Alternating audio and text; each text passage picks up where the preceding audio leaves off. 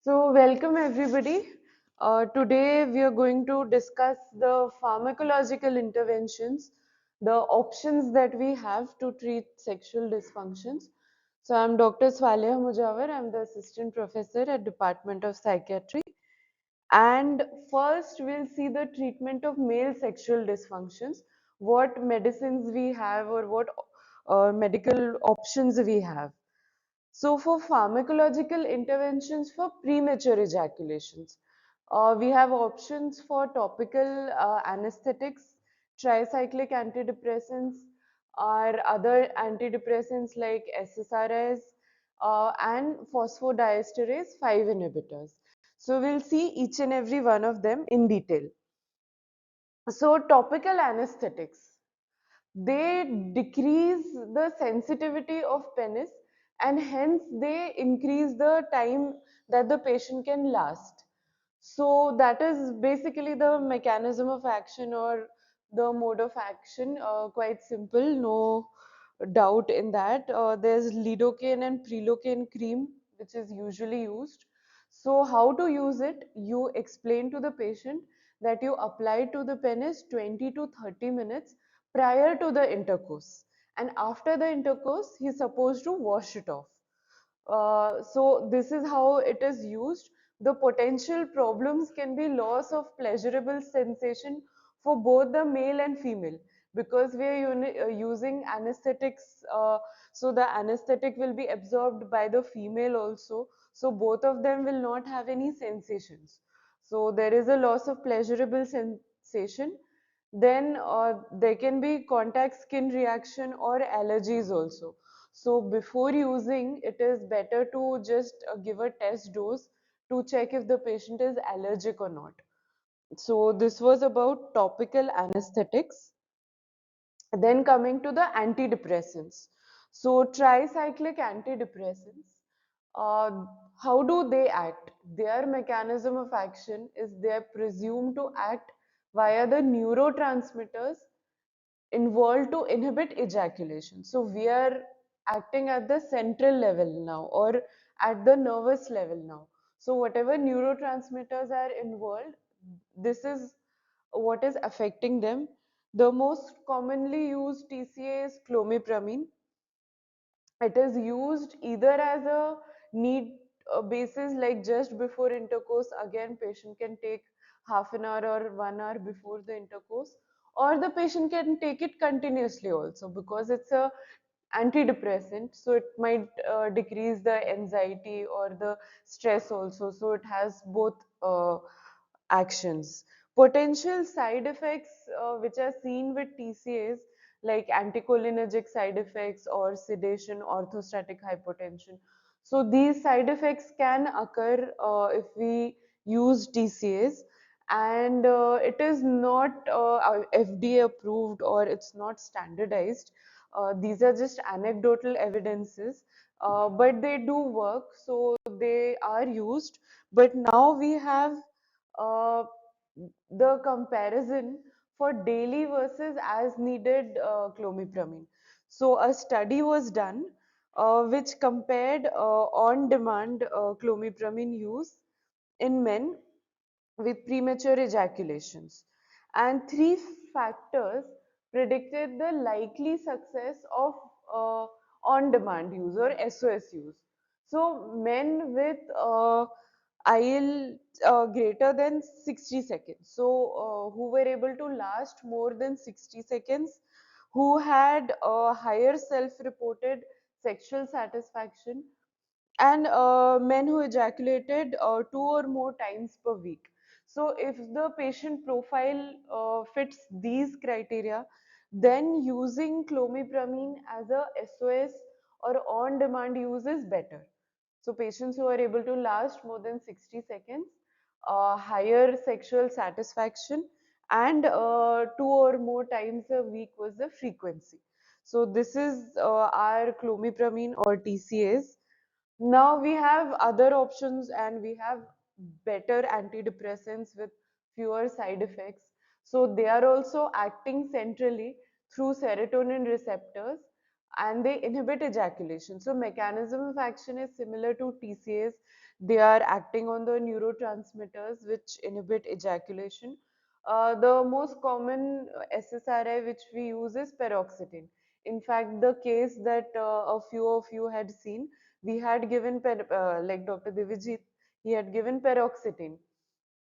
So how can we use it? Again, we can use it SOS or on demand or on a continuous basis also, or sometimes a combination of both. Potential side effects are the usual side effects which are seen with SSRI. GI distress is very, very common. Paroxetine, again, can be sedating in some patients. So side effects are found. And again, the doses and regimes are not standardized. So a lot of studies have not been done. It's not FDA approved. But some of the guidelines which I could find was that you can give fluoxetine as low as 50 mg to 20 mg per day. So this is a very low dose fluoxetine which we are giving. Then we can give paroxetine 10 to 40 mg per day or 20 mg 3 to 4 hours before intercourse. Sertraline can also be given 25 to 200 mg per day or 50 mg just before intercourse. Clomipramine again 25 to 50 mg per day or 25 mg if you're giving as SOS basis. So these are the antidepressants which are usually used. And like I've said before, we have the uh, like it has two mechanisms of action. One is it is inhibiting ejaculation, but also it decreases anxiety. So if the patient has premature ejaculation due to performance anxiety, these drugs will also work. Now we have phosphodiesterase 5 inhibitors. So what is their mechanism of action or how do they work? Again, having higher cyclic GMP levels might prolong the nitrous oxide effect by delaying ejaculatory emission.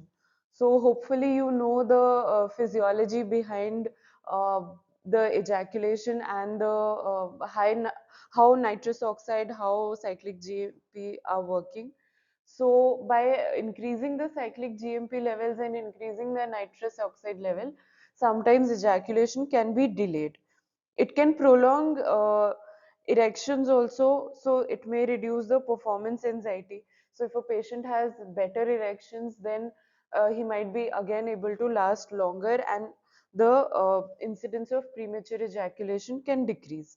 The commonly used phosphodiesterase inhibitor is sildenafil, which is commonly known as Viagra. So it is used over the counter also by a lot of patients, but it should be used only by prescription. It is used by 25 to 100 mg 1 hour before sex. Potential problems are there, side effects are there. You should not give if the patient has myocardial infarction or cardiac problems. A lot of antihypertensive medications also interfere with this. So be very careful about the side effects and drug interactions. And whatever studies were done, limited benefits were there. So the studies could not found a lot of uh, benefit from using phosphodiesterase inhibitors, but you can use it according to the patient.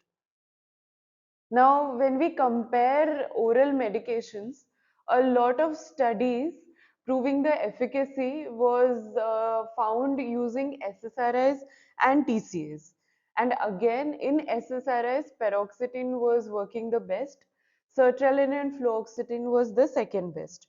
And although more efficacious in some studies, almost twice as many adverse effects were also reported with clomipramine.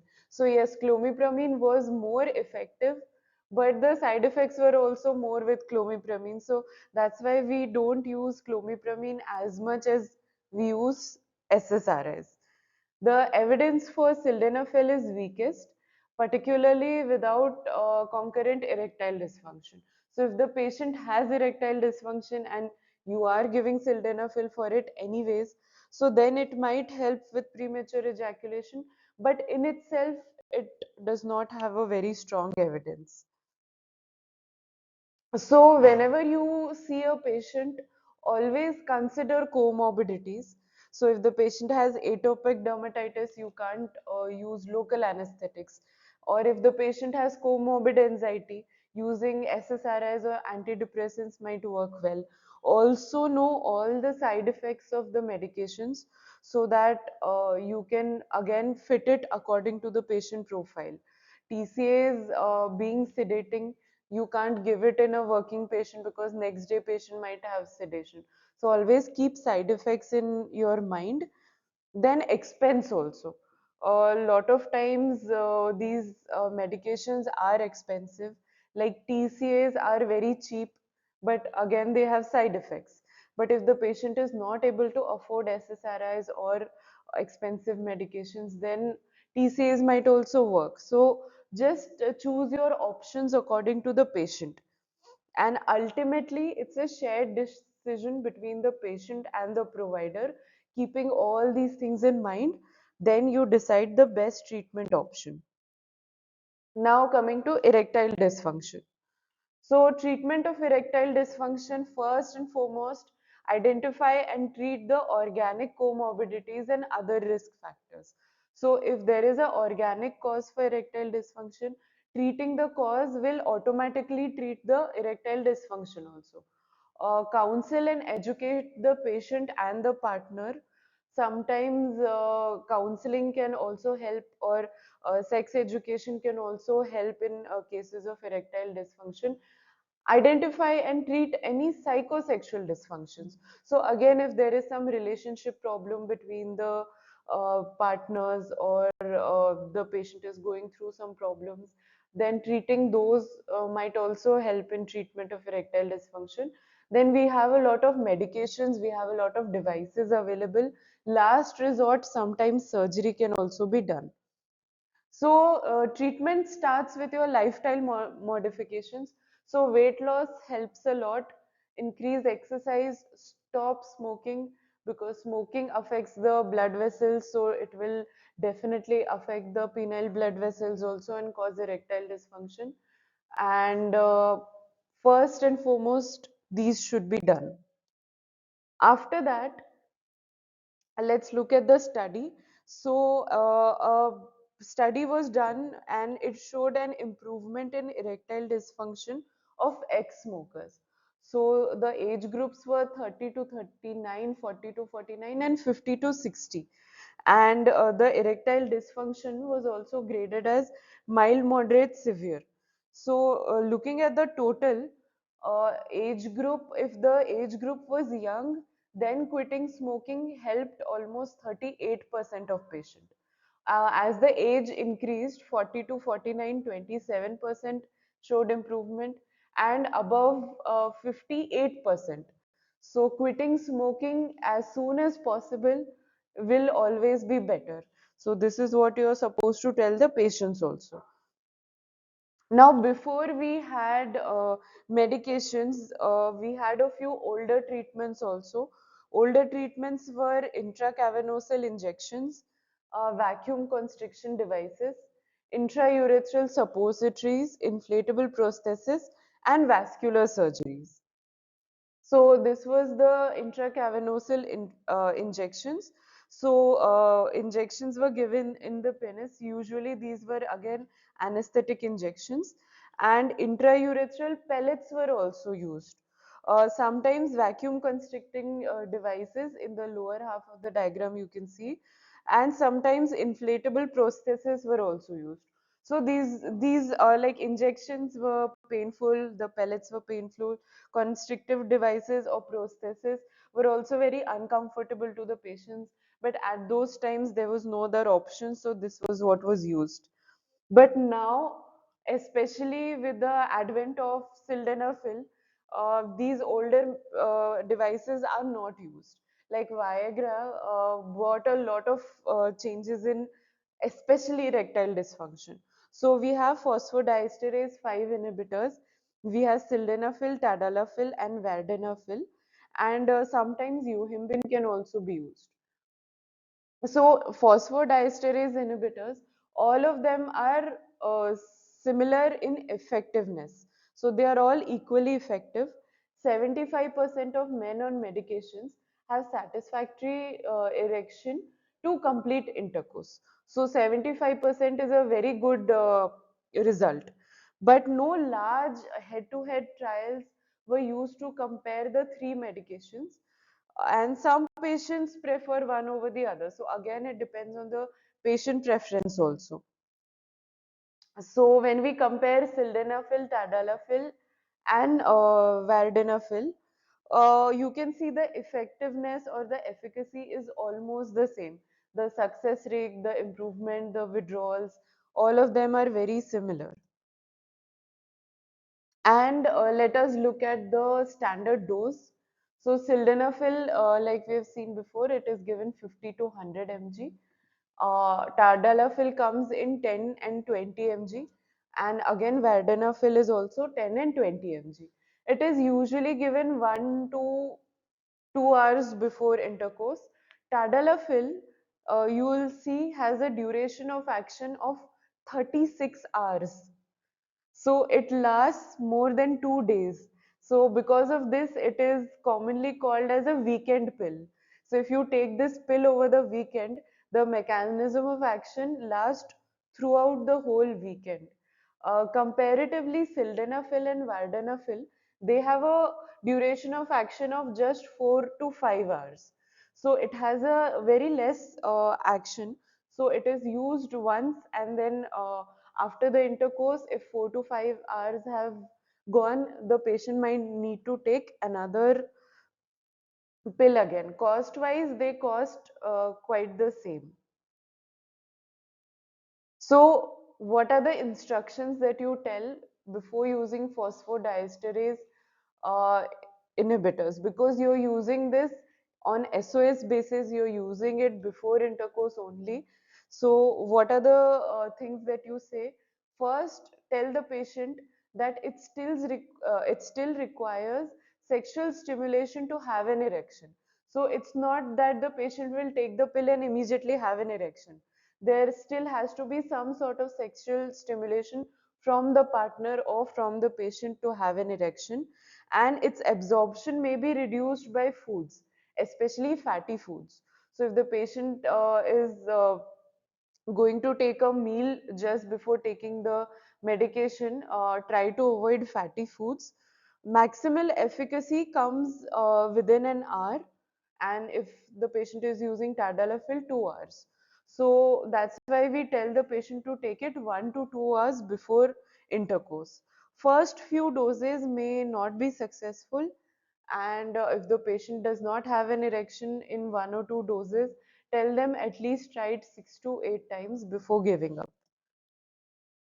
Side effects which are expected is headache, because it is causing vasodilation. Indigestion, GI side effects can occur.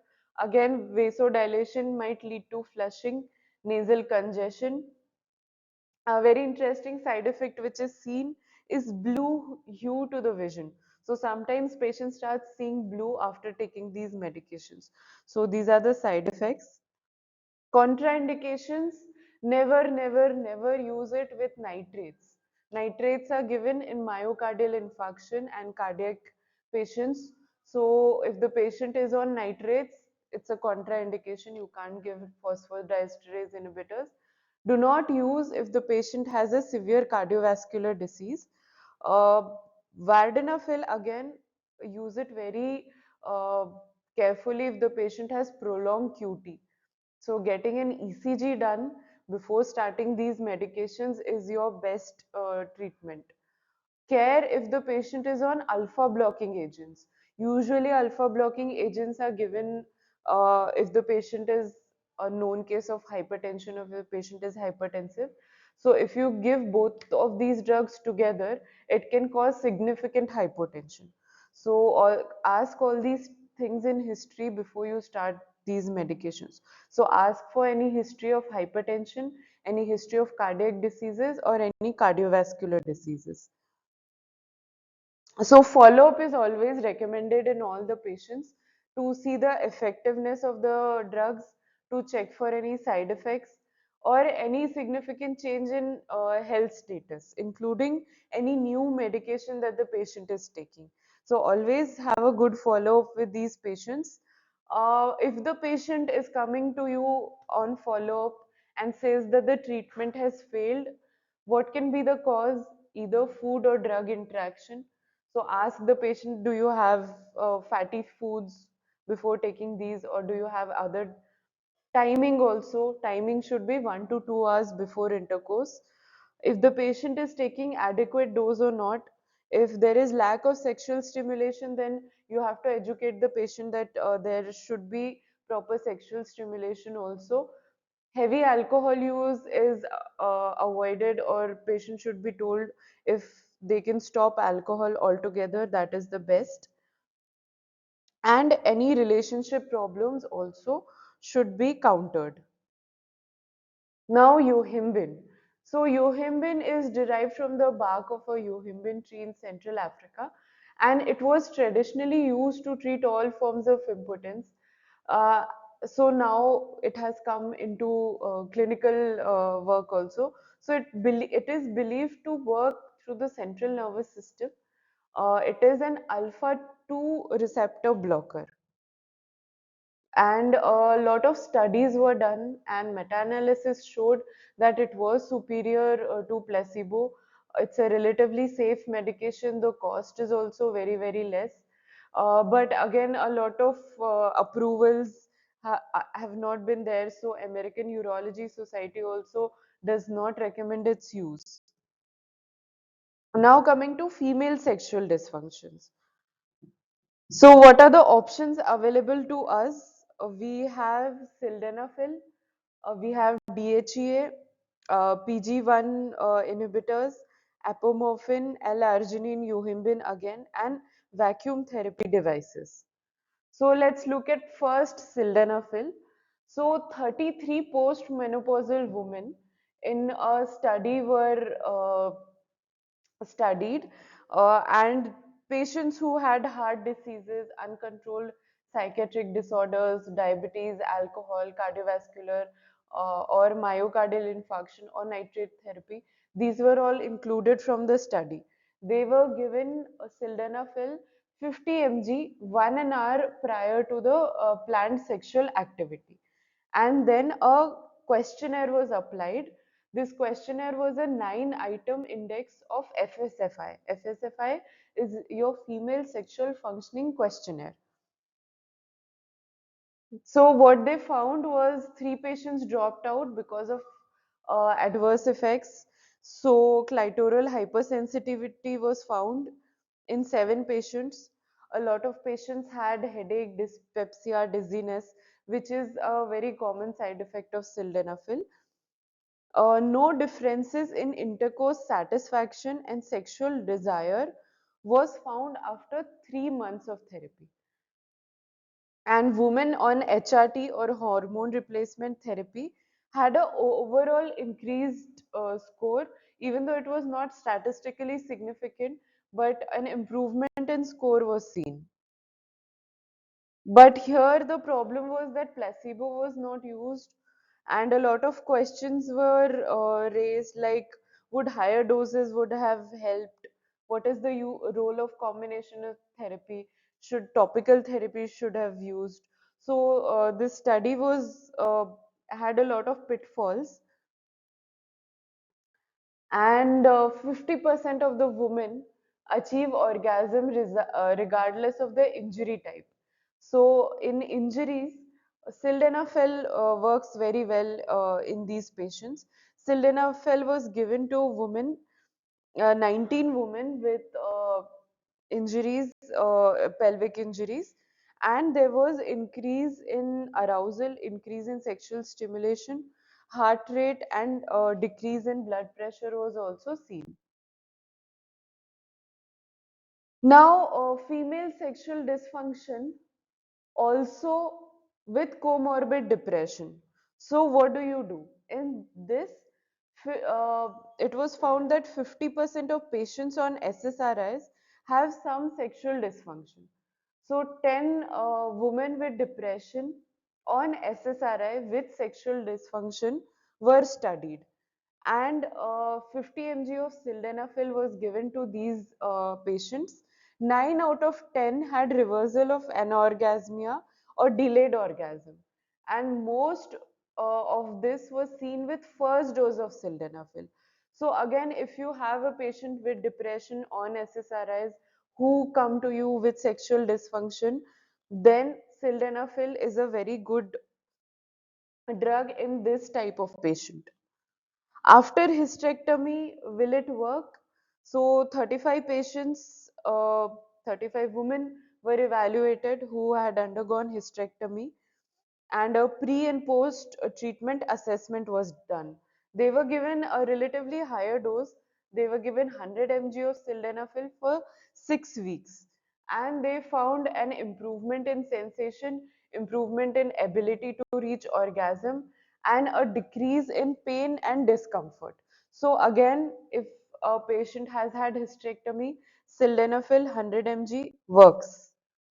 Coming to other medications, we have DHEA, which is dehydroepiandrosterone.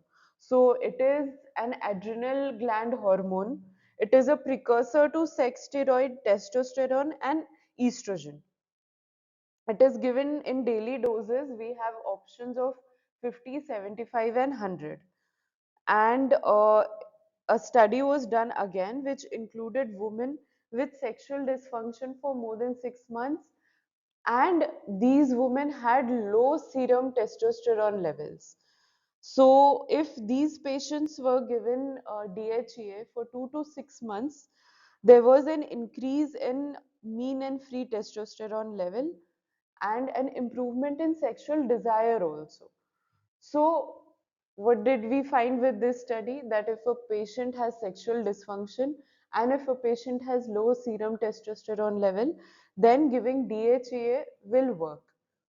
So you should know what type of patient, what medication you should give. We have topical medications also. So topical alprostadiol, it is it comes in 1% formulation. It is a 0.25 milliliter gel. So this is placed actually on the penis, allowed to dry, and then patient is asked to have vaginal intercourse. So in this, 36 healthy volunteer couples were divided into treatment and controls, and all men had erectile dysfunction. The results which were seen was there was no change in vital signs of either of the partners, but in females, some improvement was seen in the clitoral and vaginal sensations. So again, if the patient's partner also has erectile dysfunction or other problems, then using topical medications is helpful. It also comes in the form of pellets, especially useful in women having vaginismus. So it comes in the form of 1000 micrograms of pellets. These have to be inserted vaginally before intercourse, and the study had evaluated patients and seen that there was improvement in vaginal muscle spasm. So patients having vaginismus, these pellets do help. Intranasal apomorphine was also used. So apomorphine acts centrally to facilitate erectile response. 12 healthy women were studied, and they say that it was well tolerated, and efficacy studies are being done, and let's see, but this is also one treatment option.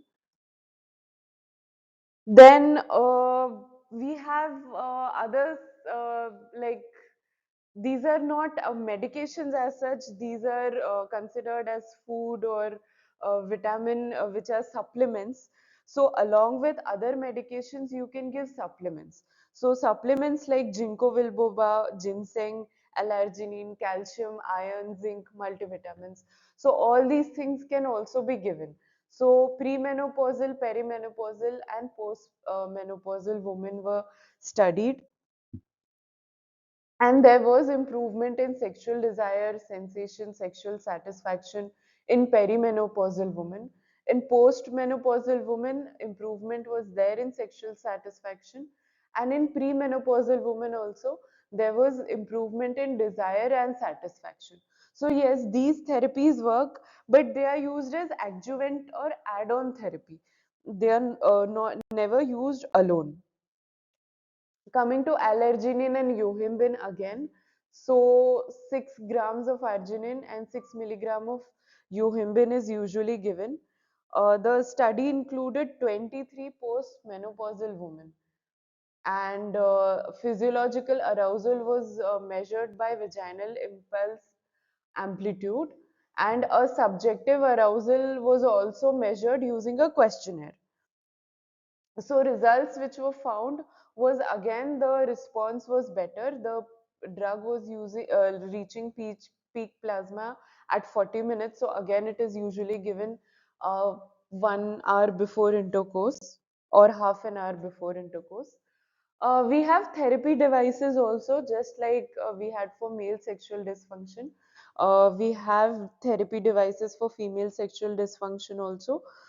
So here the treatment was designed to increase the clitoral blood flow, to enhance the clitoral engorgement and improve the arousal. So 32 subjects were used, 20 were your cases and 12 were your control. So, see, almost 90% of the patients who had sexual dysfunction said that there was improvement in sensation, improvement in lubrication. They were able to achieve orgasm also. There was increased sexual satisfaction also. So, yes, these therapy devices do work, but it's just that they are very uncomfortable to use, and they require a lot of instructions also to be used by the patients. No side effects were noted by the device because we are using these locally, so there are no systemic side effects. A study by the same author studied diabetic women also. So in diabetic women also, there was, you can see, almost 80 60% improvement in sensations, lubrication, orgasm and satisfaction. So a lot of significant improvement was seen. So if a patient is diabetic and not able to take medications due to some interaction or side effect, then therapy devices do work in these patients. So with this, we stop this lecture. I think this is more than enough information for you. If you have any doubts or if you have any other information that you would like to share, I would like to open this lecture for discussion now.